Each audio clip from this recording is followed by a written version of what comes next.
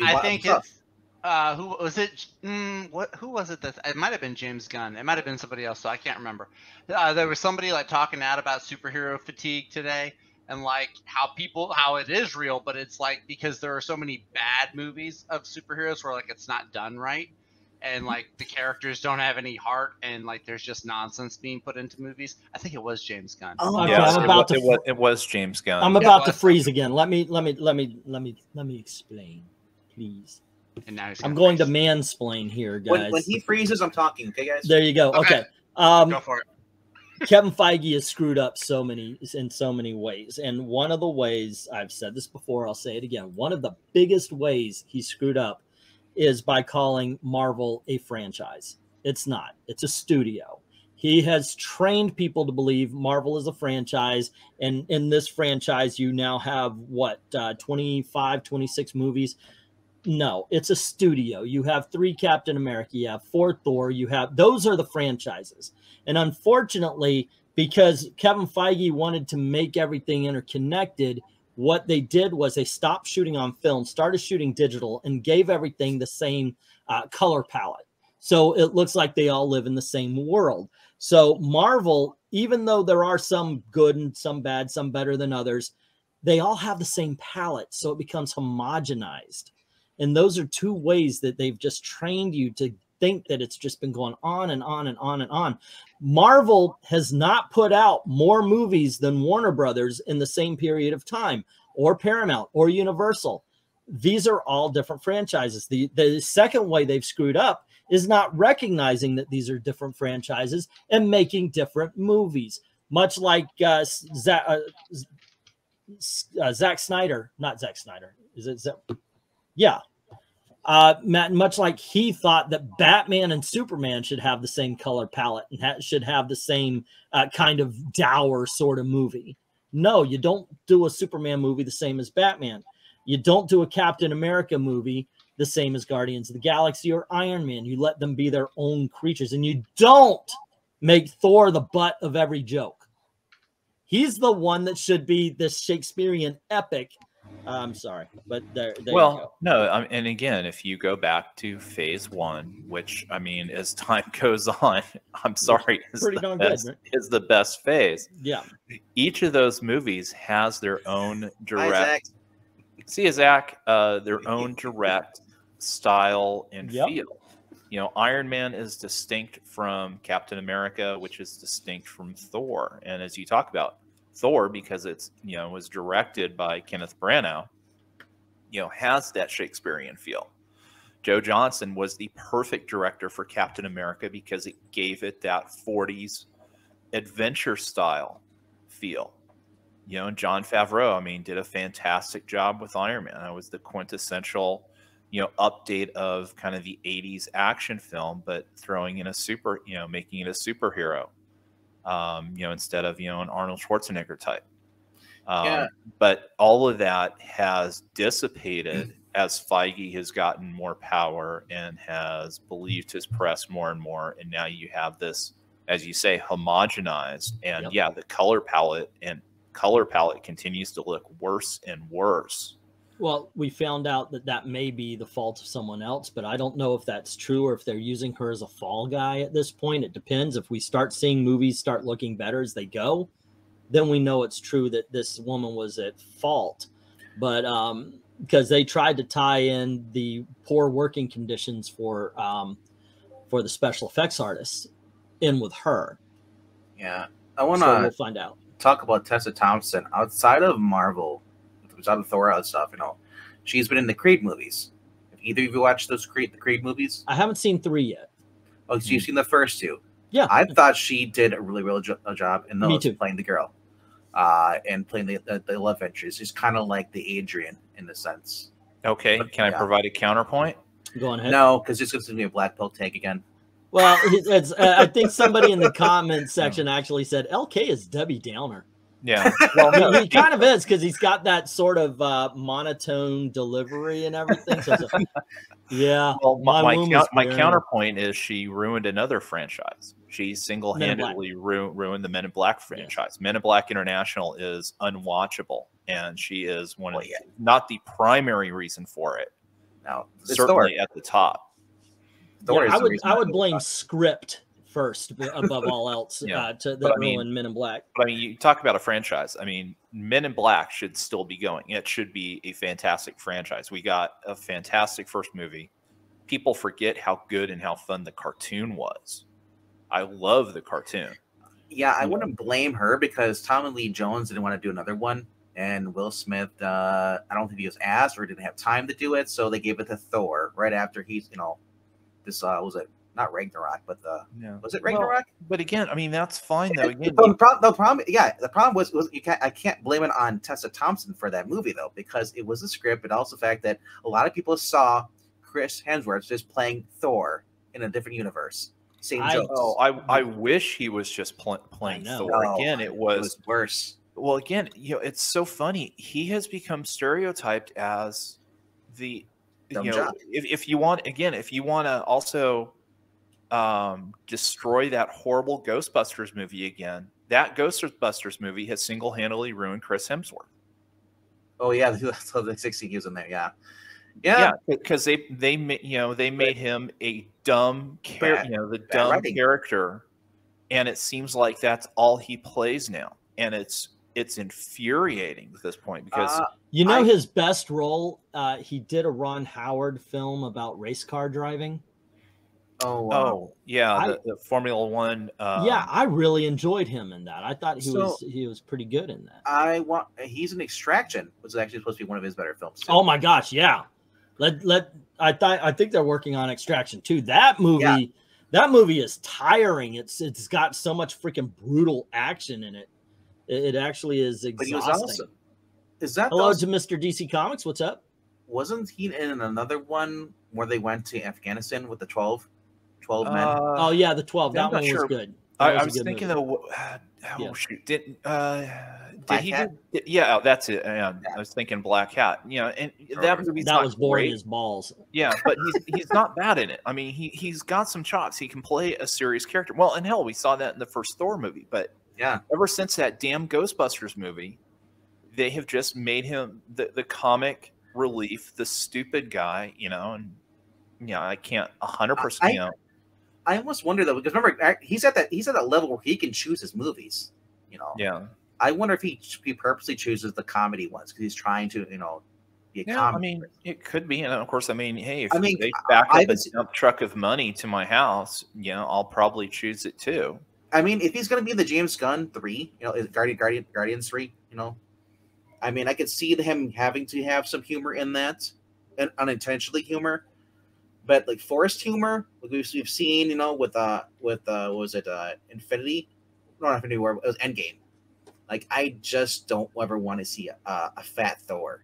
There's literally a movie that all it was Thor being stupid for 2 hours. It's called Ragnarok. It was god awful. Mr. DC Comics saying Blue Beetle reminds him of the Bumblebee movie, which I actually think is one of the only good Transformer films.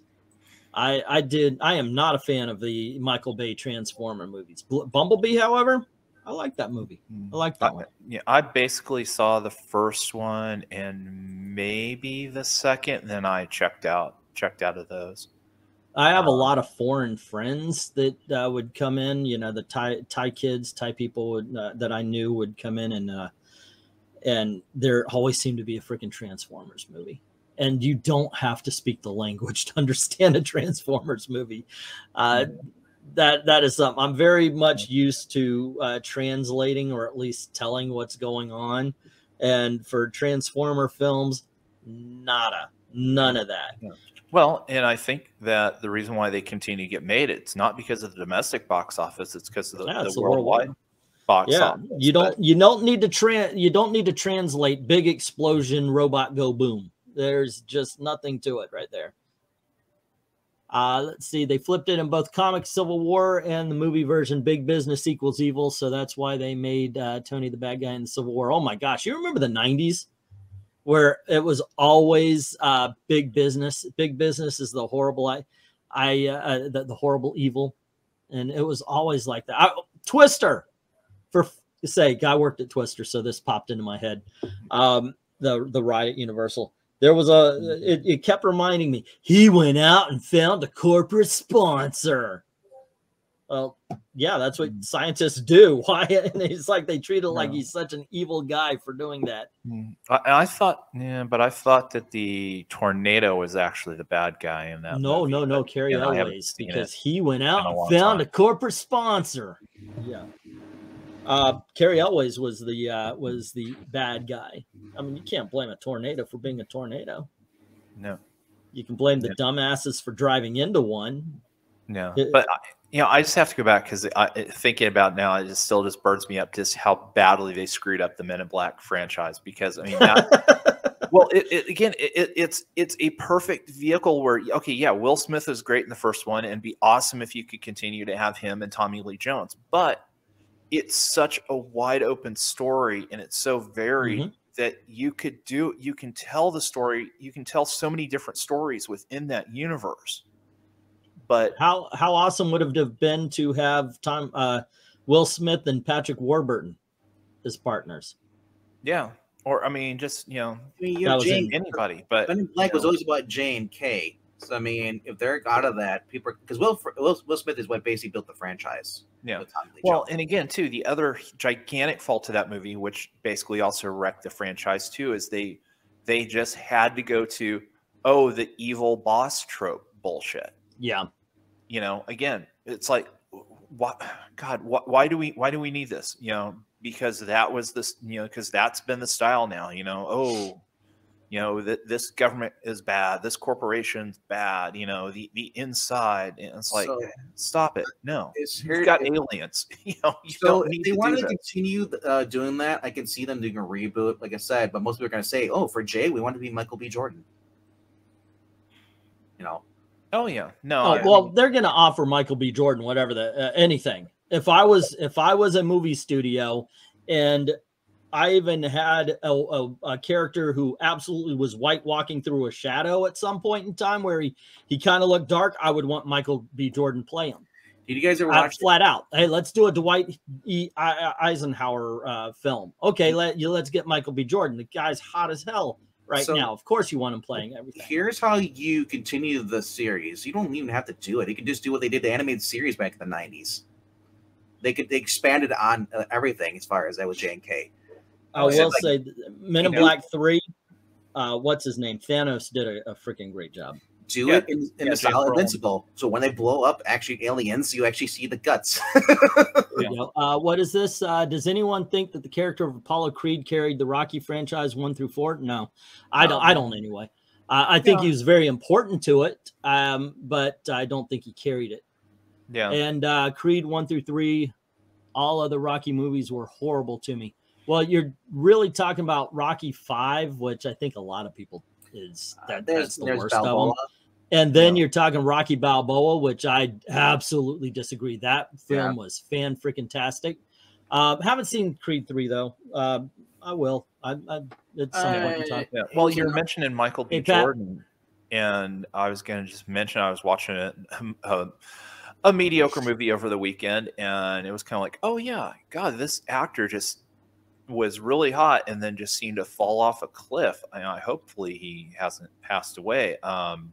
Oh God, I want to say Chidi Ifuma. Anyways, I was watching Salt, and so he plays kind of like the good CIA guy. He was also the assassin in Serenity, amongst his other roles. If you remember I saw him in a show recently. I couldn't place him, and then all of a sudden he said something.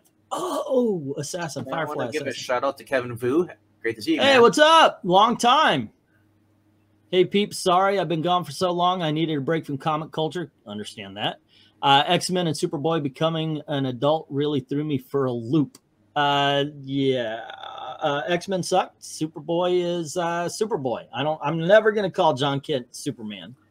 Not going to happen. A lot of us were affected by that, but a lot of us just basically went to indie books. Indie comics. Yeah. Yes. Lorena currently Dan Jurgens and Lord of the Jungle, Tarzan, and it's really, really good. Said Brubaker, go to Ed Brubaker and Criminal, all his Fatale, his books, if you like crime noir.